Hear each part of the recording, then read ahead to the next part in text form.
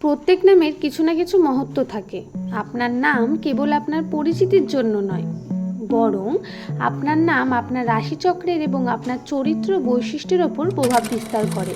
আমাদের এই নাম জ্যোতিষশাস্ত্র দ্বারা এই বিষয়টি প্রমাণিত।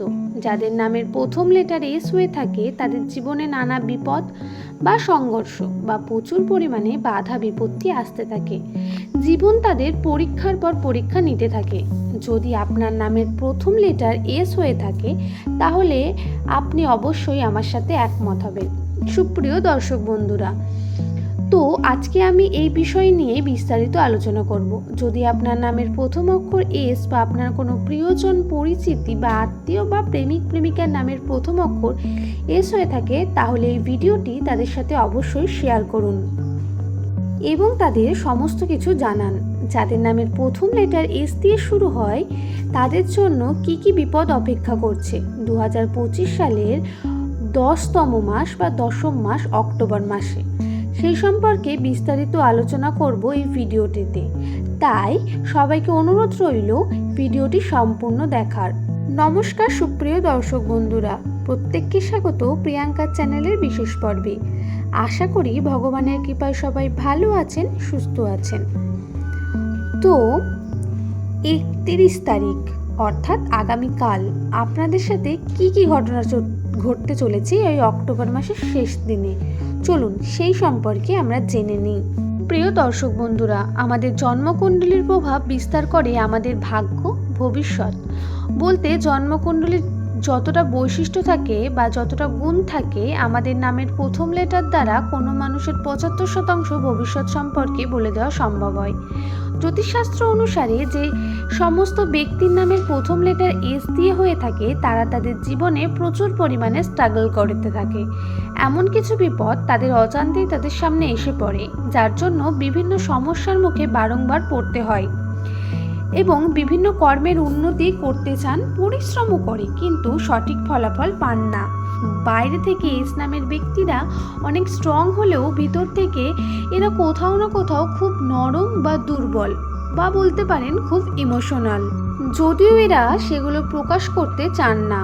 জীবনে এমন কিছু মানুষের সাথে এদের সাক্ষাৎ ঘটে যাদের দ্বারা এরা বারবার ঠকে যান বা এদের বারবার বিপদে পড়তে হয়। 2025 সালের অক্টোবর মাসের এই শেষ দিন, এই দিনে কি কি বিপদ হতে পারে বা কীরকমভাবে সময়টা কাটতে চলেছে সেই সম্পর্কে আজকের ভিডিওটিতে বিস্তারিত জানাবো।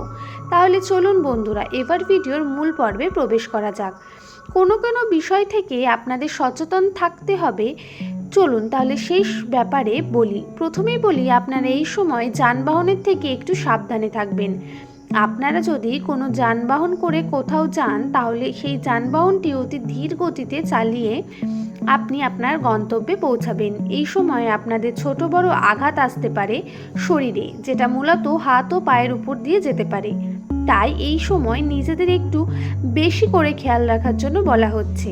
এছাড়াও আপনি যখন রাস্তা পারাপার করবেন তখন আপনি অনেকটাই সচেতন হয়ে পারাপার করবেন। এই সময় আপনাদের ক্ষতি হওয়া বা রক্তক্ষরণ বর্তমান, তাই আপনারা যে কোনোই কার্য করুন না কেন সেটি আপনার ধীর স্থিরভাবে করবেন এবং নিজেকে একটু বেশি না অনেকটাই বেশি খেয়াল রাখার চেষ্টা করবেন। প্রত্যেক এস নামের ব্যক্তির কাছে এটি আমার অনুরোধ রইল।